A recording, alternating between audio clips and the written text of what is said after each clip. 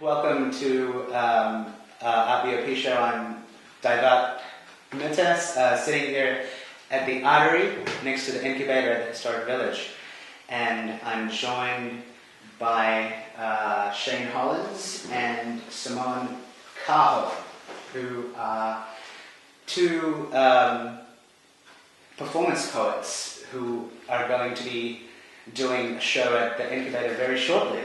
So, just briefly to get into it, how did you guys get into the spoken word scene and kind of writing poetry and things like that? We'll start with Simone. Sure. So, writing poetry is something I started doing really young. I remember being at primary school, and we had a writing project, and I had written a poem or something, and then one of the teachers said to me, she quoted one of the lines back to me when I was in the playground, and I was like, wow, that's, I'm really getting noticed for this. And then I took on, really early on, like the persona of the poet, and I was carrying my notebook around with me, like on school camps, and looking for opportunities to get my work kind of recognised again. Same thing through high school. Like English was always my top subject, and I always was talking about it to my friends, and they knew that I had poems.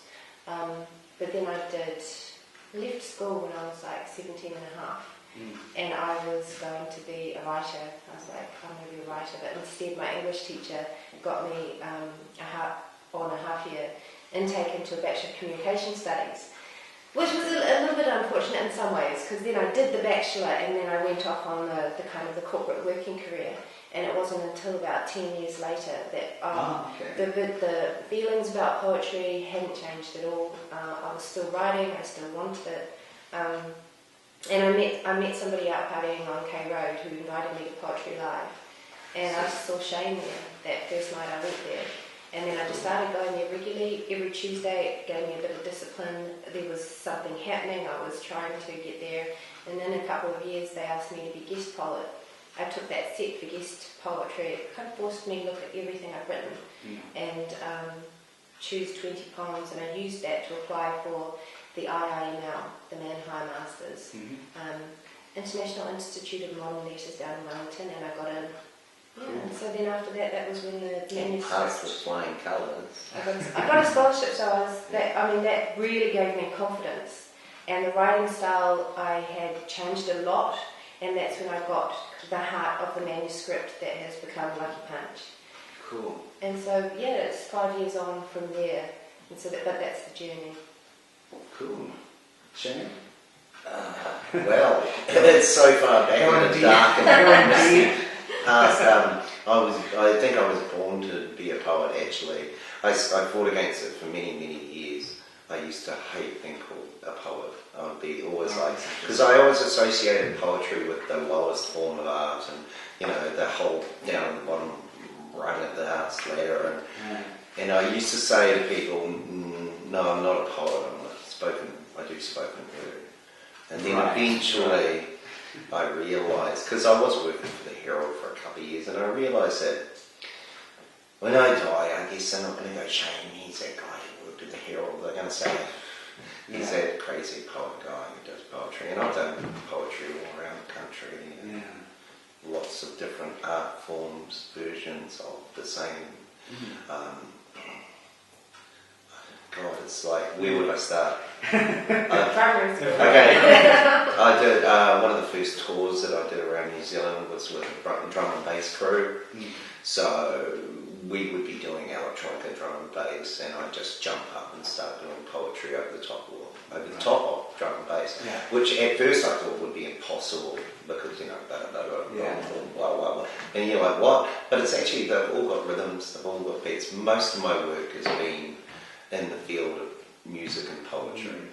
I like to call it word call, because I spent many years looking for a good name. I always hated the word, music and poetry. It's so clunky, and I was thinking, well, I used to run with jazz beat, and I do some jazz work, work with jazz musicians. But then I was like, that's so genre specific. So I kind of started promoting the idea of calling it word call because it's music and poetry.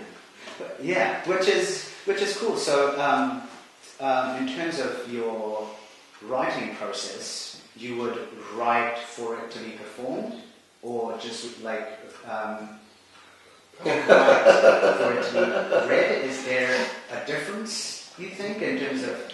I think on you're a probably page? more qualified than that. I have no idea where it comes from. I have actually very little understanding of the English language apart from how it comes into my brain. I failed school C English. I think I got 35%, mainly because I was dyslexic, and at that time spelling was king, sentence structure was king. And I had a hard enough time actually getting the words to stay where they're supposed to be, let alone the dyslexic thing. Actually helps me write, weirdly enough, because words would pop in and jump around and move about, and then I'll go, oh, that works, I'll keep that. And yeah, I feel like I quite often struggle with actually taking credit for my work because I've not really much idea of it. They just come, and it's like they bang around in your brain until you write them down. Right. Yeah. For yourself? So yeah, I've had like quite a conscious tension between what you're writing for, because I first got traction as an adult who'd been working with poetry at Poetry Live, and that's a 35-year-old open mic in Auckland. So everything I was writing was to be read to an audience, and it's this particular thing. When you're thinking you're there, you're live, you have a room of people looking at you, and the way that you hold them, and it is a discipline when you're thinking of that moment in your writing. When I did the masters, there was, we were reading, we were studying like the platform of literary arts is in the book form. Right. And that's where the focus was. Like there were breakout performance artists who would be recognised, but then we would not study their work in the same way as a written form, in the same way that we would study all other written work that was designed to be printed in a book. And I started writing in a different way at that point. It lived well in a book. So where I am now, I'm kind of, I have two different kinds of work. I have performance poems that are, and you'll see when I perform, they are complete in themselves. They're designed to be fast-paced. They've got a lot of word music. They have less kind of complexity to them. And then the prose poems from Lucky Punch, which is a long narrative told in small fictions, which are entirely different. Right. And they have a lot more subtlety, they're a lot more quiet and more narratively orientated.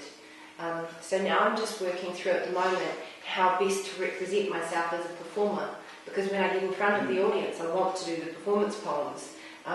But Lucky Punch is a book, so I need to present Lucky Punch. Yeah. Also, like in terms of like that aspect of it, like obviously we've been to poetry readings, which like, would you say, like, how different is the reading than a performance of a poem for you guys? Do you mean for us watching other people, or for us presenting our own work? Your own work. I think that's your realm. Yeah. So when I'm doing a performance poem, first thing I do, stand up, like a frame. I stand up, I drop the book, and often I'll hold the mic. Or I'm moving around, I'm gesticulating, there's nothing in between me and the crowd. I'm making eye contact with people, and everything is memorised, and I'm just giving it as much energy as I can into that casing of the poem. When it's from the book, I have the book, I'm holding the book, I'm still looking up and looking at the audience, but I'm much more still. Still trying to deliver with energy, but more grounded and slower, and slightly more constrained. Yeah, I started up this group, when was it, 9 years ago? Somewhere around there, 10, 12 years ago, called the Literati, which was basically, I've been playing with a guy who played an electric cello, and he would run a loop pedal system through it, so you could make pretty much any noise of the cello turn into a soundscape. You could make a beat, or it could bow it, or it could pluck it, and we called ourselves Beautiful Losers, which was not a Lennon Cohen reference, even though I have read the book. I thought it was awful, but and so I've been doing this stuff with him, and I ended up working for AKO5, so it must have been 2005, and AKO5, and then some of the Def Jam touring pilots were there, and they saw my stuff, and they were like, wow, that's really nice, we like it, do you want to come to our show? And gave me free tickets, which I wouldn't have been able to afford to do if they had done that. And so I came to their show, I was watching their show, and I'm sitting there looking at what they're doing, and everything they're doing is to the music. They had a DJ who was scratching while they were doing the poem, next thing. And I was looking and I was going, everything they're doing is really, really good. I thought, but it's not that good, I can do this. So I ran around Auckland picking up all my favourite performance poets and saying, hey, let's form a gang. Right. So that's basically how the literati started. And we had a few rules. One of them was no pieces of paper, because I could see the strength of being able to do stuff straight off the top of your dome, as it were.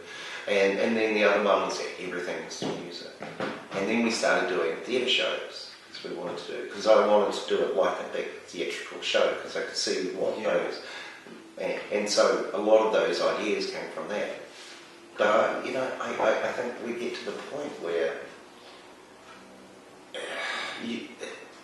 for me, there's no differentiation between writing for a public or writing, because I've been writing so long and I've been performing so long, that it just becomes, I'm writing. And I don't really think about the public when I'm writing.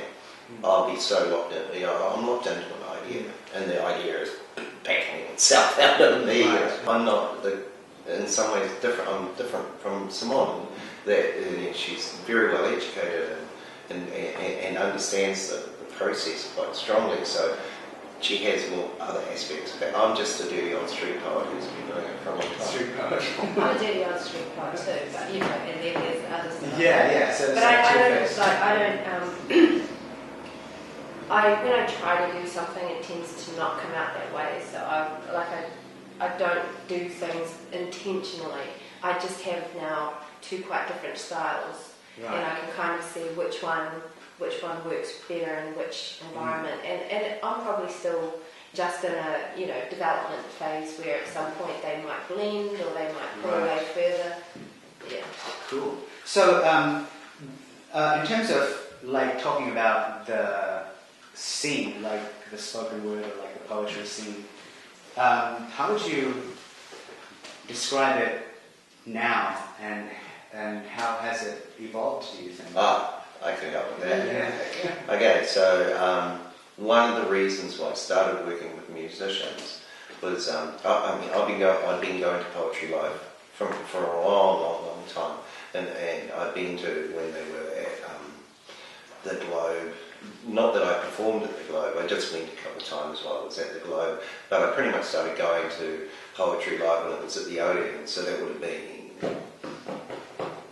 98 or somewhere around there. So it's quite a long time ago, and I've seen many different stages of where, because I would say specifically our Poetry Live is probably like your incubator in the sense that is a group, it's probably the most predominant group up in Auckland for poetry, and I've seen it in dire situations. There was a point in time where it was so bad there would be like four, you go to Poetry Live and 4 people would show up and then they'd read their poem and leave straight away. It was kind of a very much a dead zone, and I got sick of it, and I was like, I got sick of reading to people who were poets, and I thought I wanted to get out. So what was available was open mics, so I just started going to mute, which were not predominantly the place where poetry was done. So I'd go up to the Dogs Bollocks open mic and just jump up and say, and they'd be playing some tunes, and then they're like, anyone else? And I'm like, yeah, and I'd jump up and I'd start doing poetry. And they're kind of like, at first they're like, what is this?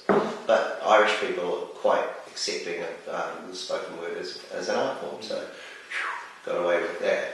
Yeah, got away with that. But nowadays, having said that, it's completely evolved in a much strong way. Originally Poetry Live was organised by one person, and I was also involved in booking people for it as well for a while there, and emceeing and stuff. And then that was when it started getting really bad. And one of the things that they did to revitalise it was they broke the committee. They broke it up and said, okay, we're going to have a committee. And so they have 5 poets working on the committee, and they all do a week each over a month period. And so just having a younger, new, very open, flat structure in the sense that everyone, there was no boss, it was just like, and that's revitalised. And now you go to Poetry Live at the Thirsty Dog, because now that's where it is presently at the moment. And there's 100 to 150 people every Tuesday. And it's really vibrant. It's a very vibrant community. And there's new people, there's old people, there's there's kind of crazy punk rock poetry, and then you've got your very, fresh new poetry and your academic poetry. One of the interesting things that I've noticed specifically over the last couple of years, is that the influence of the South Auckland poets, which has been quite Grace and the work that she's done, because like I talked about the literati, and our focus was on adult poetry, adults as poets. And I wasn't really that interested in, maybe because I'm an older person, not really interested in youth and stuff like that. Whereas the South Auckland poets were very much focused on youth, and they have the slam, the Rising Voices slam, and they do a lot of workshops with young people. And now what I'm finding is that you can see the fruits of that coming out, where, I was at this Poetry Live the other day, and this couple of young girls, they would have been 15, they get up and they're like, we want to do this together, and you're like, oh yeah, okay. And then the first time readers, everyone's like, yeah, it's a very supportive first time readers. Yeah, they get up and they just owned it.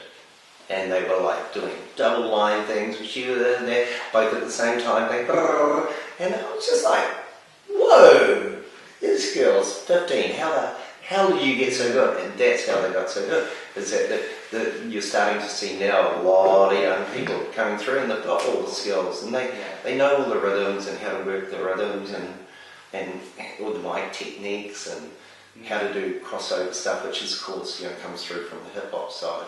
Yeah, but like I think like what you mentioned before in terms of like the poetry slam, like slam has had an influence. Yeah, yes. has kind of brought a lot of young people, and like it's it's a lot of like social, political, and personal. And it's made, in some ways, it's made it cool too. Yeah, young exactly. people alike.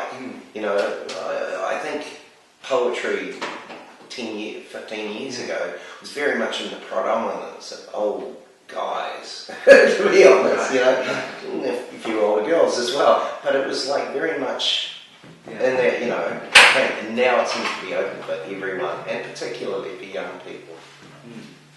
Cool. So, like, just leading off of that, I guess this is kind of a philosophical question, like, you don't have to get too deep if you don't want to. How do you see the role of the poet in today's society or in today's culture? Has it changed? Is it the same with like new media and like social media, YouTube, things like that? Yeah, so that's one that I kind of personally struggled with a bit, because I think to some degree your role as a poet is to be an artist, and you have to be true to yourself, and it's something that comes about through love of the craft, and it's some compulsion there as well. There's something burning inside you that you need to express, and this is your vehicle. I think you kind of, if you become a poet, there's something at some level that's compulsive that you need to honour. And unfortunately, with poetry, it doesn't reach mainstream audiences at this point. It's still small. So in the past, I guess the the role of the poet has been an entertainer, and at times it's been a shining light of insight into human nature and into situations and possible ways to resolve them on a mass level, like leaders of causes and movements have been poets, and at this stage I see a little bit of re-emergence of that, particularly around the slam side. However, I'm not a slam poet, and I think some of that is to do with just having gone through my gestation of developing myself as a performer in the poetry environment, which is poetry live environment, which is more of a beat style. It's more lyrical. It has political issues, but they are not owned from a confessional, personal standpoint. They are discussed and they are put out and they are pieces of another story. And I'll give you a for instance of that. I have a poem called Sophia, and it talks about me saying that I miss this woman called Sophia, and then I describe her and what she could be doing and how I'm thinking about her. And now with a slam poem, that's something that is taken literally. So I've identified myself as somebody who's in a connection with a woman, and I'm missing somebody, and that's what I'm talking about. But it's actually me talking about me having stopped drinking, and Sophia is a visualization of me when I was drinking. Right. And I performed that poem earlier today to some musicians and a group of people. It was after our gig last night, and it was awesome. And I explained that the poem, that's what it means, and one of the musicians just said, "Oh yeah, I got that immediately." And right. So in this style, you're roaming around with your truth, and you're not kind of anchored to being yourself, but it's more like fables than it is like direct confrontations. And that's where I feel comfortable, that's where I live. And so the role of that sort of poetry in society, I'm not quite sure. I support a lot of causes. I'm a vegan and I'm an animal rights activist. And I do poetry about that, but whether or not that poetry is having an effect that I'd like, I'm not sure at the moment. Site-specific, yeah. Site-specific. Well, yeah, the poetry lives in that area. It doesn't get out, like it doesn't get out to a mainstream audience. Right. So. Having said that, I disagree in some ways. Not that I would make a point of disagreeing with you, Simone. But I think in some ways that poetry has become a bit more mainstream is in the fact that now as we have the internet, and the internet has opened up, like particularly in my field, which is the spoken word music or wordcore, as I say, scene, is that now I can listen to wordcore from Norway. Yeah.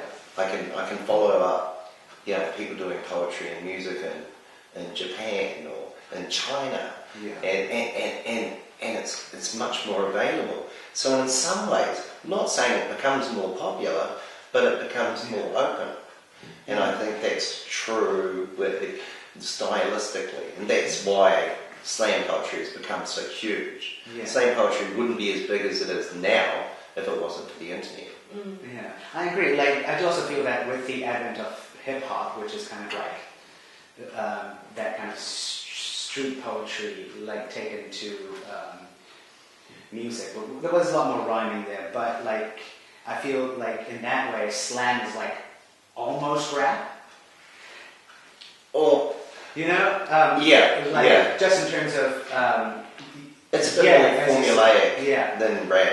Yeah. And it's, I don't know if rap is even a term anymore.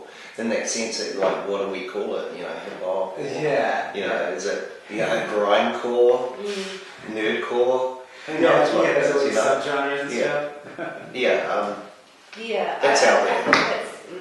I mean, you with the internet and YouTube definitely makes poetry more accessible and more of an opportunity for poetry to play a political role, but it tends to be slam poetry that is doing that, and slam poetry intends to do that. It sets out to make a political point, and it makes that point through a poem.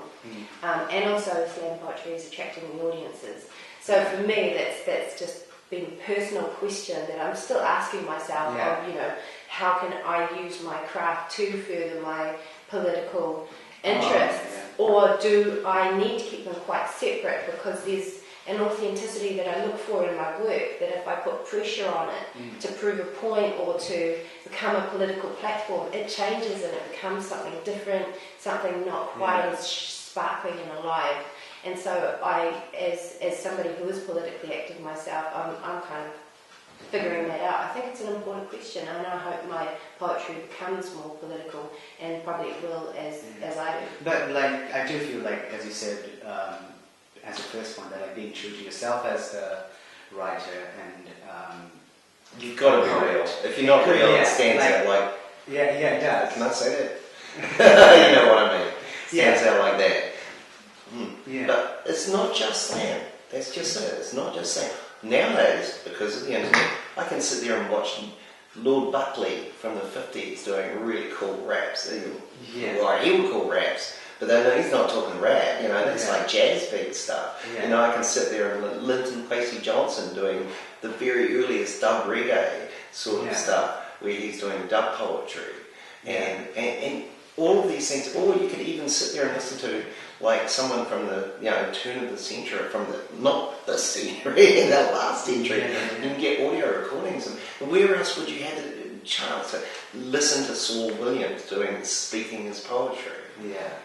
Yeah. We never would have had that opportunity 10 years You get ago, those like 20 years ago. like those weird, like obscure recordings of the beat poets, like from that time, and some. Sure, I love it. Yeah, that's my bad. Yeah. So so speaking of that, like, what would you say your guys' influences are, or who, or You want to know? in terms of You songs, go. Woo. Okay. So probably before I did the masters, there was one set of influences, and that, like a lot of that was the people that I was seeing around me, like Shane and some of the other literati artists. Like I was taking real life references, people I thought were cool, and I'd just I think not even admitting it to myself, pick up things from them. Right. But it would probably be like 20th century male American writers. Although I did like T.S. Eliot a lot as a kid. Kind of the stuff you get taught at school was all I knew. And then after I did the masters, people like Henny Moana Baker, Carl Miller, who is my cousin, Albert Wendt, and Tusiata Avea, Jenny Bornholt, who does prose poetry, Charles Simic, who does prose poetry, Salima Hill, who does this amazing book. Actually, she was probably my strongest influence, Salima Hill. She has this book called Bunny, which is telling a long narrative in disconnected prose poetry, which is what Lucky Punch does. Right. Although, once again, I kind of, as the prose poems emerged, I didn't realise that they were building into something else until they all came together. And I realised, there's a complete story there. Cool. My influence as well. Very. Lord Buckley, of course, I mentioned William S. Burroughs has been a major influence on me. You know, the beat poets, of course. Again, I found a strong influence in the American beat style work of earlier generations. I grew up very early on in my life. I got introduced to Sam Hunt, and I was obviously a little bit influenced by that. Yes, and then they put you on, and I joined first, and I was like straight after Sam Hunt, straight after Peter Tate, and I'm like, but the thing about Peter Tate's work that I really liked was he was funny. I was like, how the hell do you do funny in there? Because back then I'm a teenage angst, I'm very teenage, oh, the world is so, and he's funny, he's getting up doing this poem about, I think I even know the name, it was called I'm Not a Cat, at least I haven't learned to fall like one, and it was all about getting drunk and falling off the roof of a pub. And he ended up in hospital and his parents coming to visit him, and he was on drugs from the hospital, and they had Mickey Mouse heads, and I was just laughing. So how do you, so I went up and said, Peter, how do you do that? He said, it's hard. Left me with that. I'm like, okay. So the start people. And another moment for me was when I first, because I started going to poetry live, I saw Genevieve McLean, who is a friend of mine now as well, and she just come from doing theatre school down in Wellington, and so she did this very theatrical performance where she had bits of paper with emotions written on them, and she would actually be talking about the next emotion. Like she'd be sad and she'd be happy. I feel so happy. And then she'd pull out the next one and be happy.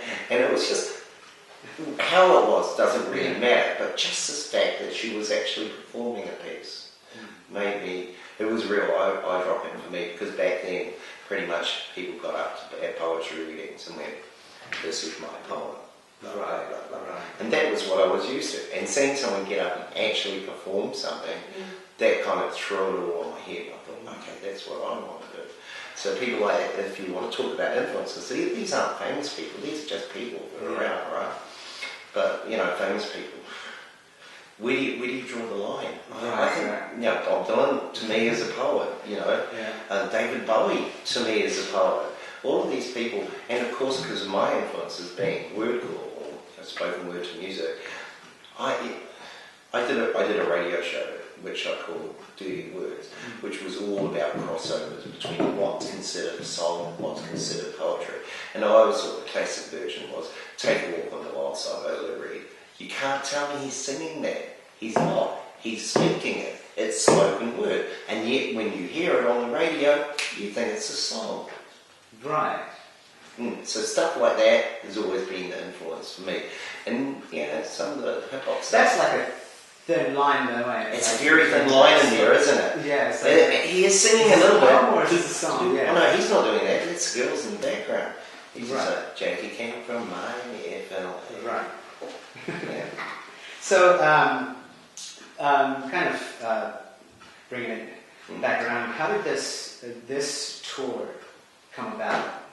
Okay, this tour was real simple in the sense that Simone put out this book, and then I put out this book, and I said, okay, so it's like a... And then Simone came up to me and she said, okay, I've done my book launch. She did amazing. She sold like a heap of books at her book launch. She said, I've done my book launch, and now what do I do to sell the rest of the books? And I said, well, I've got the same problem. So let's just go all around the country and just because I've done a lot of touring. And I'm like, let's just do some tours around. I do what we call micro tours or tourettes, which is we go away for a Friday, Saturday and Sunday and come back. Because I do that with my band Freaky Meat a lot, because they're all working people. They've all got jobs that they have to be back at. It's very difficult for them to take time off work for certain things. So we just did a tour down to Nelson, and we flew down on Friday night. We did Friday, Saturday and came back Sunday. And so I'm quite used to that, and what we're planning on doing is a lot of that and hitting everywhere pretty much. Isn't that right? Yeah, that's right. And I just want to add to that, I came back from travel for 6 months. I was travelling and I came back for the book launch, like the day before the book launch. Then I did the book launch, and I did a little bit of more travelling around New Zealand, and I drove down to Wellington, and I was driving back up, and I thought to myself, I'd really love to do, before I die, like some kind of tour of New Zealand, and that would just be amazing. Like, I love these old historic places, but I'd just drive past them, like I'd like a reason to go in them, and to see some people who live there, and I was just kind of musing on it romantically in my head. And then when I got back, my publisher said to me, the best way for you to keep book sales going, Simone, is for you to perform around. Have you thought of doing a tour? And so I hadn't even, it hadn't occurred to me that would be part of writing a book. I was being like willfully naive or something, but I was just like, and then it goes in the library and it goes in the bookstores, and it took her saying that to me, and then I I'm foolish enough to go ahead with it. Yeah, that sounds good to me. Shane was like, yeah, man. Sure. On the road, and then we've just done, this is the first leg, and it's like exactly fulfilling that romantic notion. Going in the places and so it has been good, like the response and stuff so far. We did. We played at the Rogue Stage last night, and and down at the Hamilton at the library. And both of them really, really nice experiences. Met lovely people. It's all the things that you do normally when you're touring, in the sense that, if you quite often, if you can do it with a bit of space and a bit of time, it's not just getting to the bar and doing a show and getting out of there as quickly as possible. It's all the people that you meet as well, and finding new places, having new experiences. Sweet. So, where can people find your stuff online and buy your books? I've got freakymeat.co.nz, which is specifically my band, which is me. And most of my stuff, like my music, is up on there. I'm going to be putting my book up there as well. I'm published by Backshed Press at the moment. I'm still in the process of sorting out distribution. Simone is... You can... And Hero Press is my publisher, and Lucky Punch is on their website if you look under books, and you can buy it there, but it's also in bookstores as well, and it's in libraries as well. Cool. And I don't have a author's website at the moment, but I think I will by the end of the year. But I have a Facebook, and that's just my name. Cool. That's a marker. And people can check out your spoken performance stuff on YouTube. Yeah. And there's a bunch of clips there. Yeah, I do. I've got lots of it. Yeah, I've got stuff with my band. I've also got some stuff with Beautiful Losers, which is that early thing. I did a thing for the Auckland Museum. They did a series here. I saw that one. Yeah, and I did this thing where they actually almost randomly paired me up with this band called Gang Islands, and we had no practice at all, but I had this topic of doing stuff for was it rage or something like that, because it was the 7 Deadly Sins, and I got what's the anger one? Anyway, that one. So I ended up just wrath. Yes, that's what it was. And so I ended up, and that's all up there, and it was just very spontaneous. But I'm slowly getting more Freaky Meat videos up there now. Sweet. And this is really the only solo work that I do, what I'm doing now with Simone. I don't tend to do stuff on my own. Just with like bands and like... I've been doing it with musicians for so long now, I kind of feel a little bit naked without a band. Oh, right. I like having beats. Sweet. Thank you very much for sitting down with us, and check them out online and around the country. Sweet. Thank you. Thanks very much. Cheers. Cheers.